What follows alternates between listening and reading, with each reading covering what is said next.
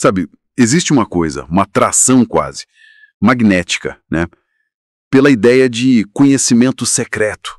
Aquela coisa de uma sabedoria antiga, poderosa, que fica ali guardada só para alguns. E na Cabala, essa aura toda de mistério, não é só história, não. Tem razões bem profundas para que os ensinamentos mais essenciais não sejam simplesmente, sei lá, publicados num manual, né? Tem um peso, uma responsabilidade enorme na palavra, ainda mais quando ela mexe com a alma, com o espírito. E é justamente aí que a gente vai focar hoje.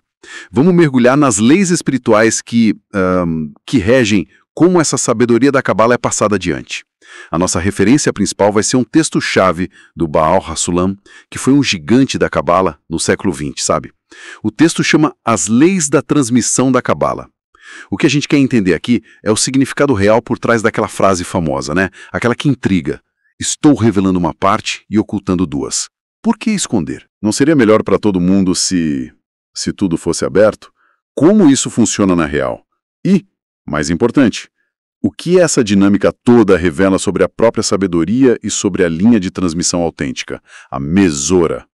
Bom, vamos tentar desvendar isso. Olha, é fundamental, logo de cara, tirar essa ideia de que esse ocultamento seja tipo um elitismo espiritual, sabe? Um clubinho fechado. A lógica que o Baal HaSulam apresenta é bem o contrário. É um mecanismo de proteção e que é essencial com duas faces. Primeiro, é para proteger a própria sabedoria, para ela não ser vulgarizada, distorcida ou usada para fins egoístas. O texto até usa uma palavra forte, né? Profanada, ou seja, esvaziada do sentido sagrado dela. E segundo, tão importante quanto, é proteger quem está aprendendo. Porque, veja bem, um conhecimento espiritual mal compreendido ou aplicado de forma errada, nossa, pode levar para desvios perigosos. Para arrogância espiritual, né? Ao invés da humildade, da correção que são o objetivo. É um processo que exige, assim, um cuidado, uma precisão quase cirúrgica. Entendi. Então vamos para essa primeira camada do processo, a primeira lei de ocultamento que o Baal HaSulam descreve, a do desnecessário. A regra é bem clara. Um sábio de verdade só passa aquilo que é estritamente essencial para o desenvolvimento espiritual da pessoa que está ali na frente dele, naquele momento específico. Nenhuma palavra a mais, né? Ele até lembra aquele provérbio antigo que valoriza economizar a palavra.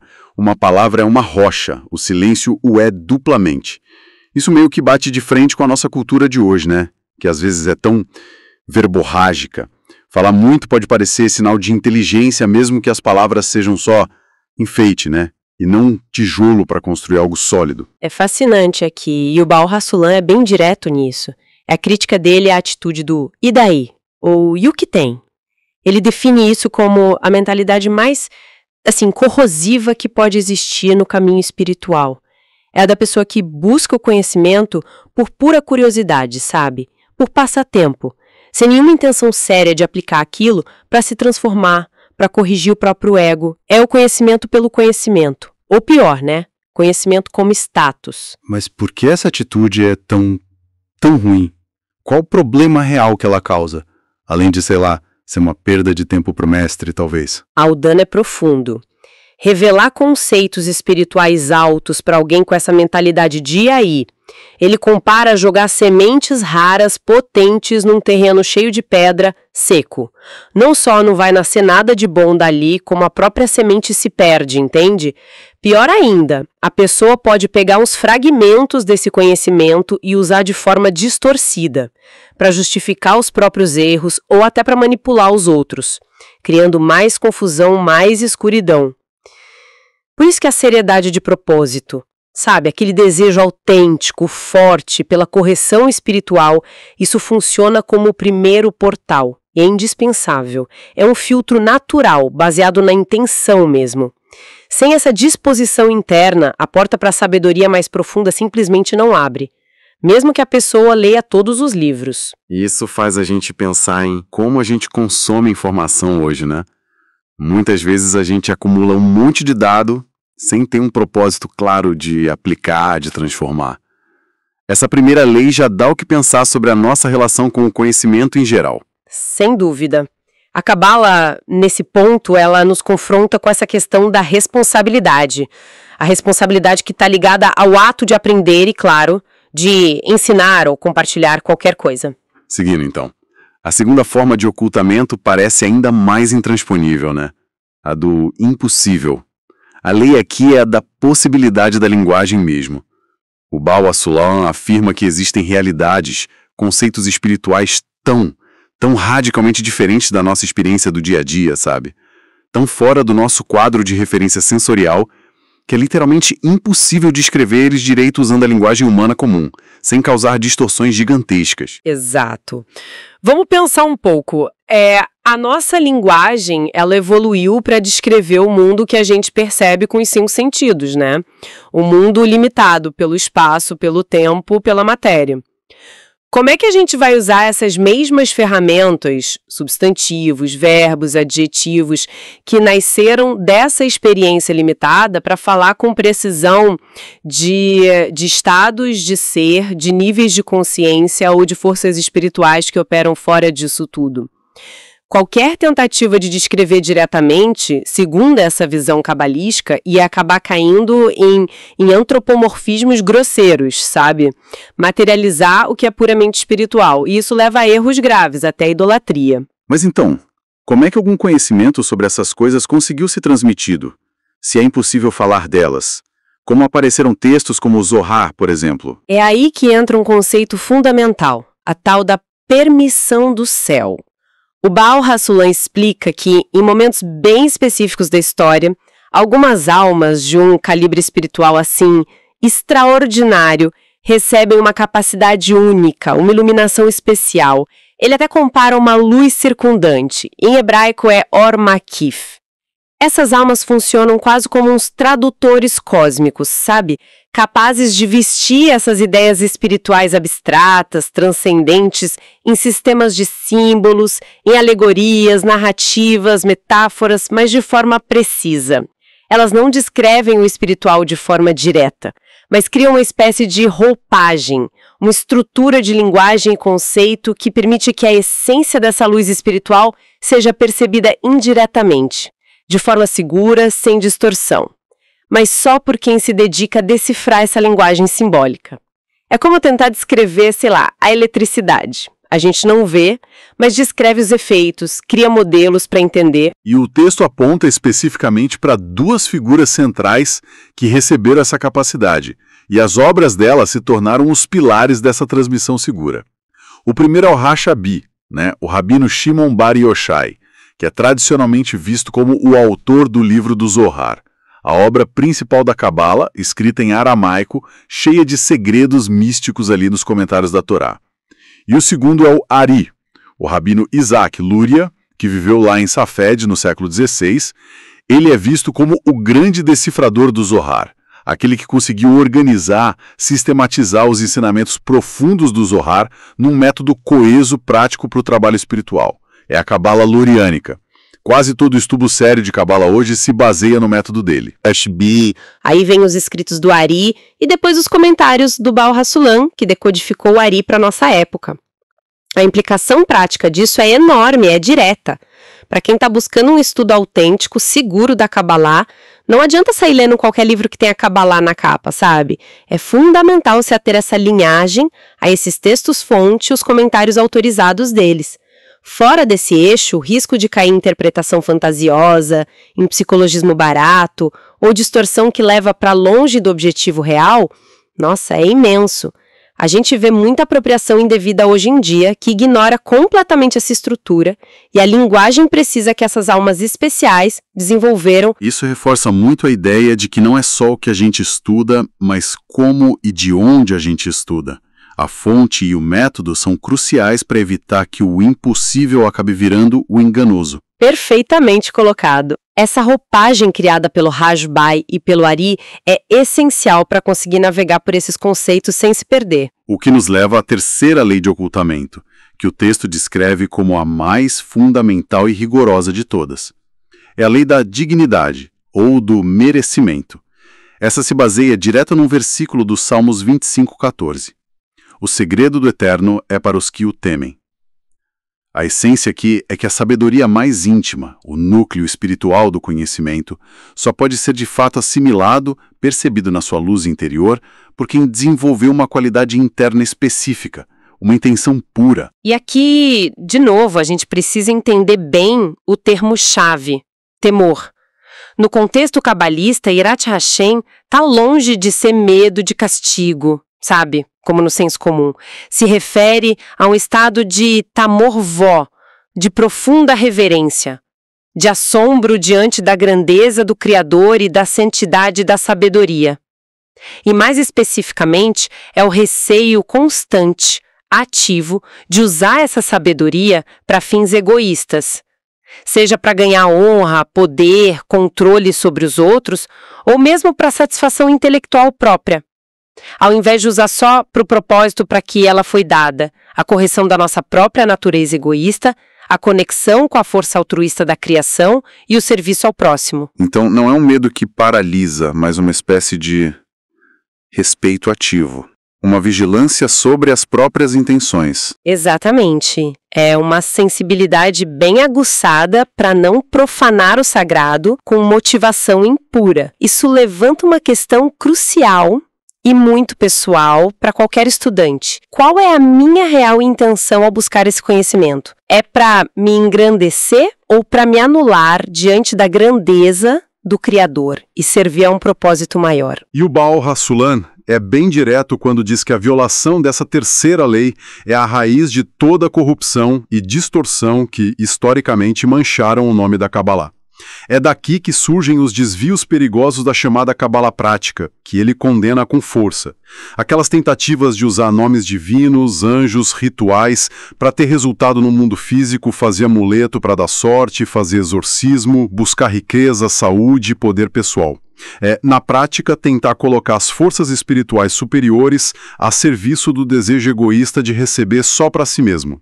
Ele chega a dizer que toda a necessidade de ocultar a sabedoria, todas as outras leis, surgiram principalmente por causa desse perigo específico de mau uso motivado pelo ego. Dá para entender, então, porque os sábios antigos, como está descrito lá nas fontes do Talmud, eram tão seletivos e rigorosos na hora de examinar um discípulo antes de sequer pensar em passar os segredos mais profundos da criação, os chamados Maaseh Bereshit, a obra da criação, e Maaseh Merkavé, a obra da carruagem. Não era um teste de QI, sabe? Eles queriam avaliar a qualidade do vaso do estudante, ou seja, a capacidade e a pureza interior dele, a natureza espiritual.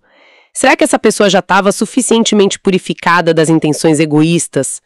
A motivação era de verdade altruísta, voltada para doar, para conexão espiritual, ou tinha segunda intenção ali? Sem essa clareza, essa pureza de intenção, o conhecimento podia ser desastroso para a pessoa e para o mundo. Mas essa avaliação rigorosa, como daria para aplicar isso hoje? No mundo onde o acesso à informação é tão amplo, descentralizado, parece um ideal quase impossível na prática. É um desafio imenso, né? Na prática, hoje, essa avaliação muitas vezes acaba caindo nas costas do próprio estudante. Os textos estão disponíveis como nunca antes, especialmente os do Baal HaSulam. O ocultamento do segredo, então, ele opera de um jeito mais sutil. A própria natureza da sabedoria se protege. Quem chega perto sem a preparação interior devida, sem o tal temor reverente, pode até ler as palavras, mas não pega a essência, a luz espiritual que está ali dentro. O conhecimento continua velado não por uma barreira de fora, mas pela própria condição interna de quem lê. Isso leva a gente a uma pergunta de ficar no ar o tempo todo. Se essas leis são tão estritas, como o próprio Baal HaSulam justifica ter escrito tanto? As obras dele são monumentais, né? Comentário Sulam sobre o Zohar, o estudo das 10 Sefirotes, o Talmud Esser Sepirot, parecem revelar uma quantidade enorme de detalhes sobre a estrutura dos mundos espirituais, o método de correção. Como ele concilia essa aparente abertura toda com o princípio de revelar uma parte e ocultar duas? Será que ele estava quebrando as próprias regras que ele descreve? O HaSulam argumenta que há uma parte que um cabalista autêntico, como ele, tem a permissão e até a obrigação de revelar na sua geração se refere especificamente à violação da primeira lei, a do desnecessário, mas de um jeito invertido. Ele explica que a condição espiritual da época dele, ali no início do século XX, e que ele via que ia se estender até os nossos dias, era de uma escuridão espiritual, uma confusão, um sofrimento tão intenso que aquilo que em gerações passadas era considerado desnecessário revelar certos detalhes sobre o método prático da correção, sobre como funcionam os mecanismos espirituais, a estrutura interna do desejo humano, se tornou, na geração dele, absolutamente necessário. Essa revelação virou a única tábua de salvação, entende? A ferramenta mínima, indispensável para que as almas pudessem sequer começar a despertar para a necessidade de se corrigir e encontrar um caminho claro no meio da confusão toda. Essa é a uma parte que ele se sentiu na obrigação de revelar. Entendi. Então, a necessidade mudou com o tempo, com a condição da geração. Faz sentido. Mas e as outras duas partes que continuam ocultas, mesmo nos textos dele que são tão detalhados?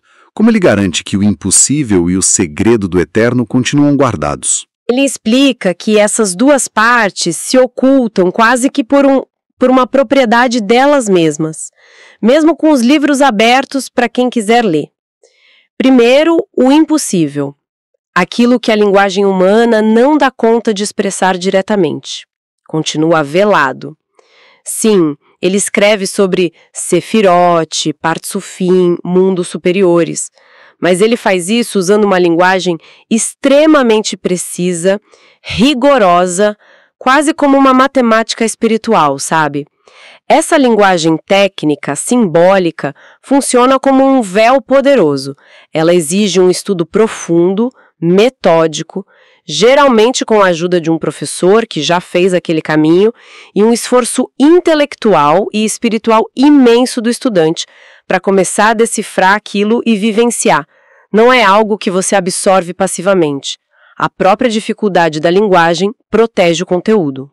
E a terceira parte oculta, o segredo do eterno. Essa se oculta pela lei da dignidade, como a gente já falou. Alguém pode ler todos os volumes do Talmud Esser Sefirot, decorar todos os diagramas, os nomes, mas se essa pessoa não está engajada num trabalho interior sério para desenvolver o tal temor reverente, a intenção de doar, de amar ao próximo, ela não vai conseguir perceber a luz espiritual, a sabedoria viva, transformadora, que está codificada naquelas palavras e conceitos. Para essa pessoa, o texto vai continuar sendo como uma casca seca, um conhecimento intelectual, interessante talvez, mas sem o poder de corrigir a alma. O verdadeiro segredo continua inviolável, protegido pela falta de afinidade de forma entre quem lê e a luz. Portanto, a obra imensa do Baal HaSulam não é uma contradição de jeito nenhum. É um ato de tremenda responsabilidade, de equilíbrio. Ele oferece para nossa geração as ferramentas que se tornaram criticamente necessárias para a sobrevivência e correção espiritual. Mas ele faz isso de um jeito que a santidade e a profundidade da sabedoria continuam protegidas. Protegidas contra a banalização, a distorção intelectual e a profanação por quem não está interiormente preparado ou tem intenção impura. É uma revelação calibrada para a necessidade, mas que preserva um mistério essencial. Bom, resumindo então a nossa conversa. Fica claro que a transmissão da Kabbalah autêntica não é sobre um clube secreto por capricho. É um processo orgânico guiado por uma sabedoria e uma responsabilidade muito profundas. As leis da necessidade, da possibilidade e da dignidade, ou do merecimento, pela intenção, funcionam como filtros naturais e necessários. A grande lição aqui, talvez, não seja só sobre a Kabbalah, né? Mas sobre a própria natureza do conhecimento profundo. O acesso de verdade não depende só de ter a informação, mas da nossa capacidade interior e do nosso propósito ao buscar essa informação. Não é sobre guardar segredos, mas sobre a prontidão de quem busca e os limites da nossa própria percepção e linguagem. Exatamente. É uma dança delicada entre estender a mão para guiar quem está buscando genuinamente a correção e, ao mesmo tempo, proteger a integridade da sabedoria e resguardar aqueles que poderiam se prejudicar ou prejudicar outros com conhecimento mal digerido. A sabedoria está aí, especialmente hoje nos textos deixados por esses mestres, mas a essência vital dela, a luz que transforma, só se entrega para quem se aproxima com o vaso preparado com humildade, reverência e um desejo sincero de transcender o ego em prol de uma conexão maior. E isso nos deixa, talvez, com uma provocação final para nossa própria reflexão. Se essas leis tão cuidadosas foram pensadas para passar um conhecimento espiritual específico, como a gente poderia pegar alguns desses princípios, a responsabilidade pelo impacto da informação, o discernimento sobre a real necessidade de revelar algo, pensar sobre o preparo e a intenção de quem recebe e aplicar na forma como a gente compartilha qualquer tipo de conhecimento ou informação que seja potente e transformadora no nosso mundo de hoje? Um mundo inundado de dados, de opinião, de fake news, de comunicação superficial, reativa. O que significaria na prática do nosso dia a dia, no trabalho, nas redes sociais, nas conversas, aplicar uma ética de revelar uma parte e ocultar duas? Como achar o equilíbrio entre a transparência que é necessária e a responsabilidade pelas consequências do que a gente diz e compartilha? Fica aí a questão para a gente pensar.